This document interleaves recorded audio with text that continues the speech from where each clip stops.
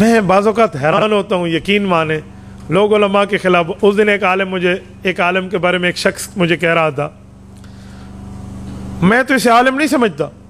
میں نے کہا کیوں؟ چلو میں نام لے کر بتا دیتا ہوں. قائد ملت اسلامی حضرت مولانا فضل الرحمان دامت برکاتہم کے ہم تو اسے عالم نہیں سمجھتے، سارا دن اسمبلی میں بیٹھے، اس کا کیا کام ہے؟ کون سے اس نے دین نافذ کر دیا آج تک؟ میں نے کہا باقی عالم اس دنیا میں ہیں؟ کہتے جی. میں نے کہا انہوں نے کون سا ملک میں اسلام نافذ کیا؟ جنہیں تم مانتے ہو ان میں سے کوئی ایک مولوی ہے جس نے اسلام ملک میں نافذ کیا؟ ملک میں نہیں کیا تو دین پہ عمل تو کرتا ہے. میں نے کہا مولانا فضل الرحمان نے کون سا دین پہ عمل نہیں کیا بتا.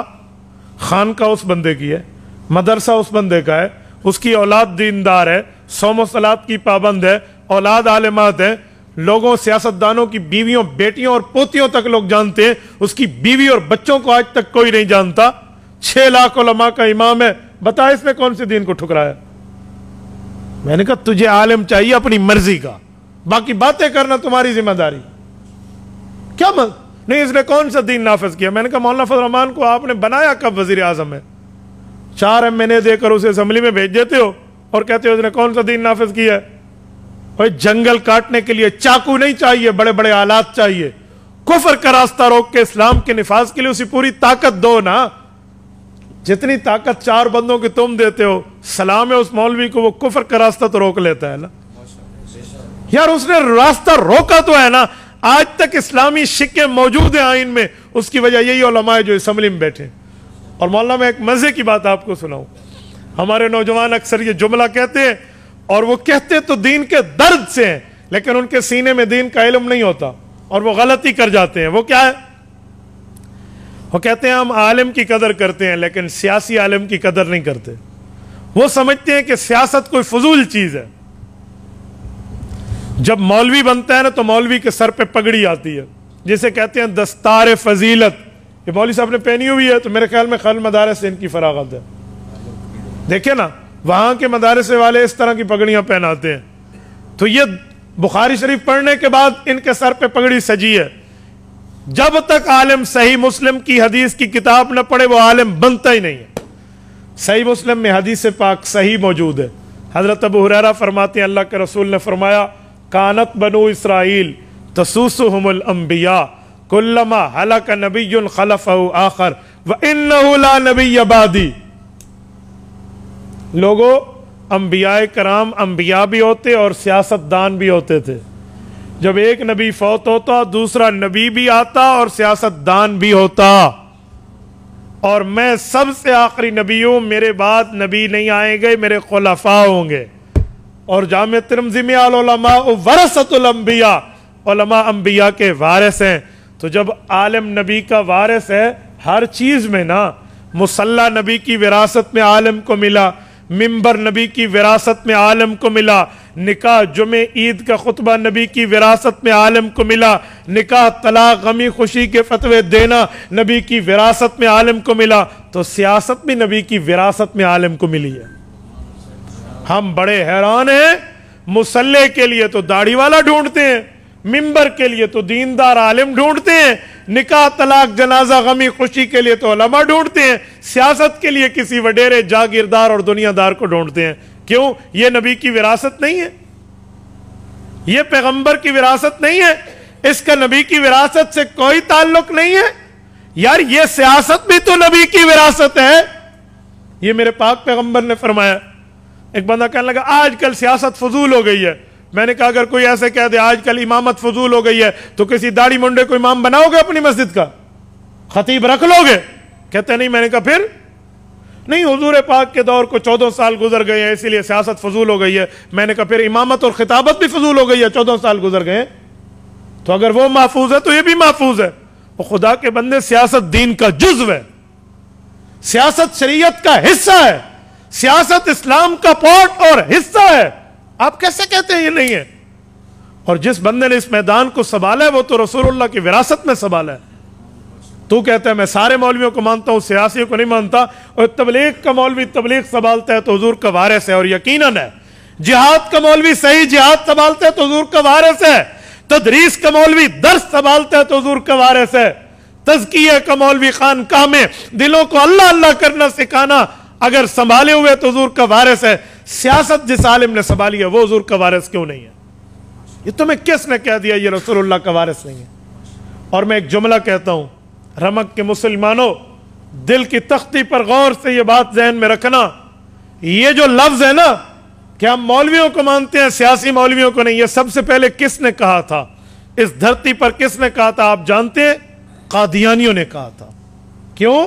کہ جب قادیانیوں نے ملک میں ختم نبوت کا انکار کیا اور مرزے کو جھوٹا نبی مانا، جھوٹے کو نبی مانا، اور کلمے کی دعوت دے کر اعلان کیا کہ لا الہ الا اللہ محمد الرسول اللہ میں لفظ محمد سے مراد مرزا قادیانی ہے، نعوذ باللہ۔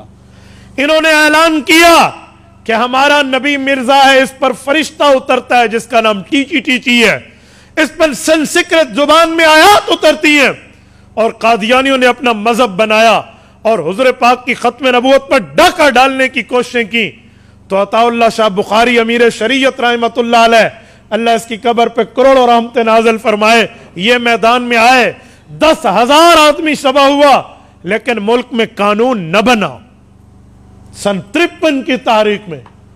لیکن جب سن 1974 آیا، اس وقت اس ملک پر اللہ کی ایک رحمت تھی، ایک سیاسی عالم اسمبلی کا ممبر تھا جسے دنیا مولانا مفتی محمود کے نام سے یاد کرتی ہے رحمہ اللہ، یہ اسمبلی میں تھا، سیاسی بھی تھا، مدرس بھی تھا۔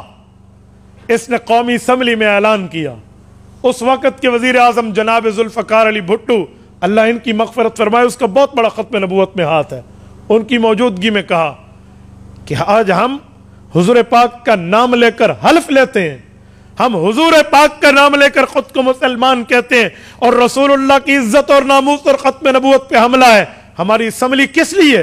ہم کس چیز پہ MLA بن کے بیٹھے ہیں؟ آپ اس چیز کا فیصلہ کرو۔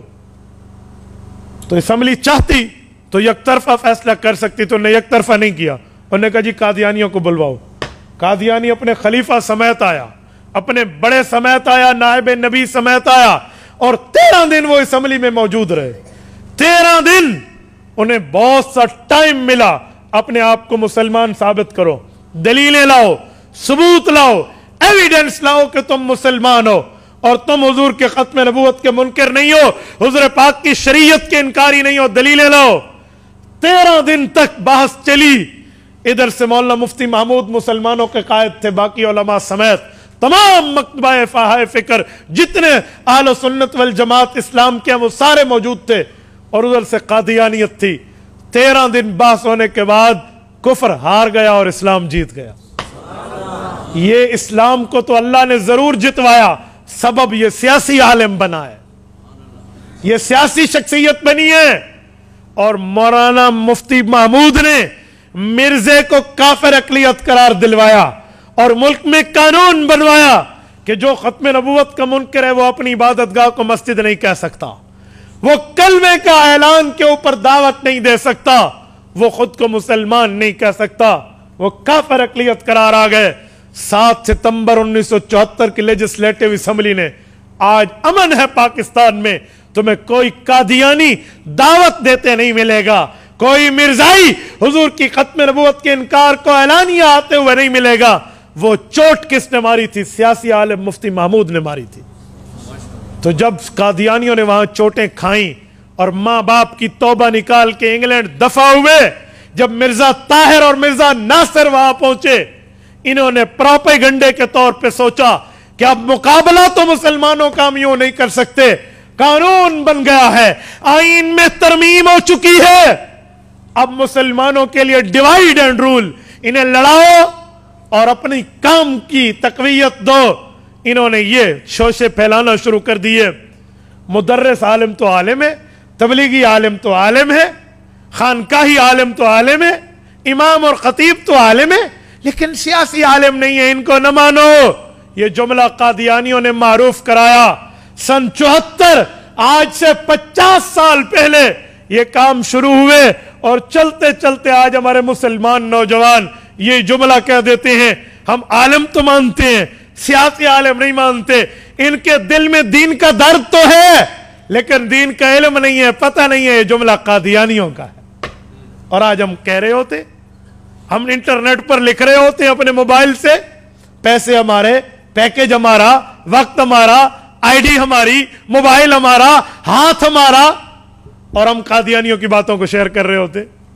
میرے دوستوں کچھ تو سمجھے, ہم علماء نے یہ کام کیا ہے, اور جو کام سیاسی عالم نے کیا ہے نا, مرزے دی منجھی اسے ٹھوکی ہے. جی ہاں, حقیقت میں مرزے کی منجھی انہوں نے ٹھوکی ہے نا, اسی لیے اس کو عالم تو چاہیے. سیاسی عالم سے قادیانی ڈرتا ہے. اور سلام ہے ہماری قیادت علماء کرام کو, لندن میں بیٹھ کے یہ اس بے ایمان نے, مرزے کا جو موجودہ جانشین ہے, بے ایمان کیا نام ہے اس کا, مسرور, یہ وہاں سے بیٹھ کے اس نے کہا تھا کہ جب تک پاکستان میں مولوی موجود ہے نا, ہماری دال گلنے والی نہیں ہے. میں کہتا ہوں سنو, مولوی بھی موجود ہے, اور جب تک رسول اللہ کا کوئی غلام بھی زندہ ہے تمہاری دال پھر بھی نہیں گلے گی. تو یہ تو سیاسی علماء نے کیا, اور ہم اپنے سیاسی اختلافات کی بنیاد پہ سیاسی علماء کے خلاف باتیں کرنا شروع کر دیتے ہیں. خدا کے لیے کچھ سمجھ کے بات کیا کرو. عالم عالم ہے, وہ نبی کا وارث ہے, وہ تبلیغ میں جائے, وہ جہاد میں جائے, وہ مدرسے میں جائے, وہ خانقاہ میں بیٹھے یا وہ اسمبلی میں بیٹھے, وہ نبی کا وارث ہے. ایسی بات نہیں ہے. اور آپ کو تو فخر سے سر اٹھانا چاہیے, سر اٹھا کے, سینہ اٹھا کے چلنا چاہیے کہ اللہ نے ہمیں وہ قیادت عطا فرمائی ہے علماء کی, وہ جرت مند غیرت مند ثبوت علماء دیوبند کے رب نے ہمیں عطا فرمائے, جو رہتی دنیا تک اپنی مثال چھوڑ کے گئے. آج بدترین مخالفت ہے علماء کی حکومت میں, اس کے باوجود بھی قائد ملت اسلامیہ پہ ایک ٹیڑھی کرپشن کی ثابت نہیں ہوئی, ایک ٹیڑھی. اور جرت ہے تو یہ کر کے دکھا دیں. ان کو کل سمجھ آ جائے گا کہ علماء پہ ہاتھ اٹھانا کہتے کسے ہیں, سمجھ آ جائے گا. تو یہ سب سے کم دلیل ہے. آج لوگ بہت ہوشیار ہو چکے ہیں, عوام پاگل نہیں ہے, عوام کو بدھو نہیں بنایا جائے گا. یہ جو علماء کے خلاف باتیں کرتے ہیں نا, تو لوگ انہیں کہتے ہیں بھی اگر تمہاری باتوں میں وزن ہے نا, تم اتنے سچے اور ثبوت ہو, تو جاؤ اس مولوی کے خلاف عدالت, ای پیو کو گجا کو نا, اس کو کہے نا, اسے کوئی کہنے والا نہیں ہے. تو اسی لیے علماء کے خلاف نہ بولا کریں, اپنی آخرت بھی دیکھیں, اپنی دنیا بھی دیکھیں. انہوں نے اس چھوٹی سی طاقت پہ جو 4 مہینے آپ دیتے ہیں, انہوں نے وہاں بند باندھا ہے. کسی کی جرت نہیں ہے کہ وہ اسلام کے خلاف بات کر سکے. یہ حکومت موجودہ آئی نا, انہوں نے اپنا وزیر خزانہ کسے رکھا, عاطف قادیانیوں کو. یہ علماء کی محنت تھی, ان نے آواز اٹھائی, اور ملک نے عوام میں آواز اٹھائی, یہ مجبور ہو گئے قادیانیوں کو واپس بھیجنے میں. ایسا نہیں ہے, آپ بے فکر رہیں. آپ کو محاذ میں اسلام کی صف اول میں یہی سیاسی علماء قیادت کرتے ہوئے نظر آئیں گے. آپ نہیں کرتے, نہ کریں نہ سیاست, لیکن علماء کے خلاف بول کے اپنی عاقبت برباد بھی نہ کریں. اپنے قیادت پر اعتماد رکھیں. تبارك الذي نزل الفرقان على عبده ليكون للعالمين نذيرا.